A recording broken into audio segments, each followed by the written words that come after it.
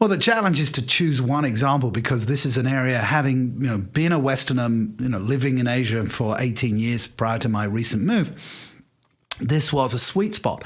So I would help somebody who was, let's say, People's Republic of China, Chinese, somebody from Shanghai or Beijing, working for a global company, get to the C-suite. And the big issue is this concept of executive presence. And I define executive presence as the ability to project gravitas, confidence, and poise under pressure.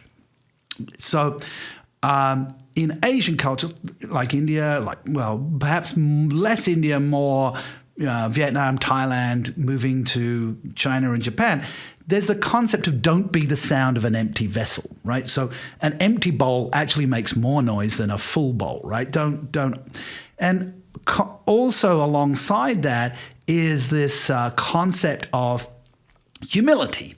I remember moving to Asia in 2003 and my friends saying, Andrew, you're moving to Asia, you're going to have to learn to be humble. And I'm like, well, how arrogant do you think I am? They said, no, you're not arrogant, you're just confident. And I said, well, confidence and arrogance aren't the same thing, right?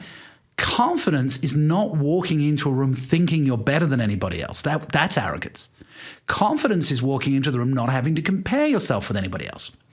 So a big issue working with women leaders, working with people from Asia, is how to be confident and overcome this fear. Oh my God, if I talk about myself, if I show how good I am, I'm being arrogant.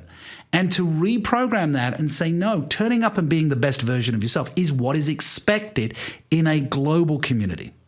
Because as we know, our American colleagues are not shy about telling you how good they are, right? Because that is their programming, as they do show and tell through school. This is what I made. This is what I did. This is the medal I won in running this.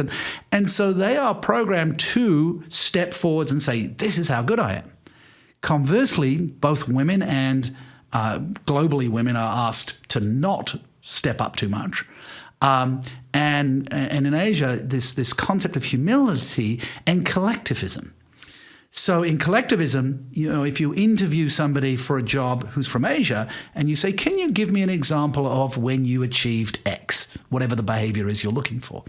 And the response will always start with, well, we did this and we did that and we achieved this. And you're asking, yes, but what did you do? And the response is still, well, we did this. No, but what did you do? Yes, I understand you were on a team, but within that team, what was your individual contribution?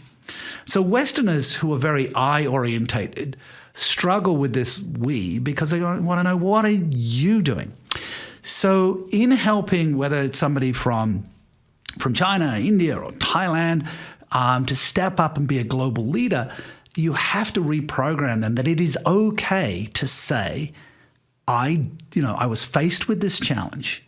These were the ideas I had. These were the actions I took, and these were the results that I got. That there is nothing wrong with saying that, because if you've done it, it's not bragging. Hi, I hope you enjoyed that content. I'm creating a lot more digital content, as you can see. So make sure that you click the subscribe button and the notification icon so that you don't miss any more of my insights and information on self-leadership, leadership, and becoming the best version of yourself.